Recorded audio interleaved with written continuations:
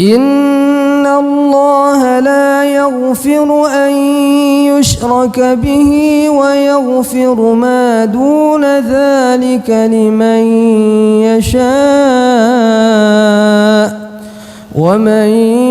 يشرك بالله فقد ضل ضلالا بعيدا إن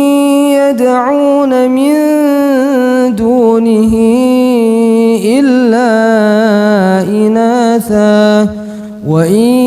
يدعون إلا شيطانا مريدا لعنه الله وقال لأتخذن من عبادك نصيبا مفروضا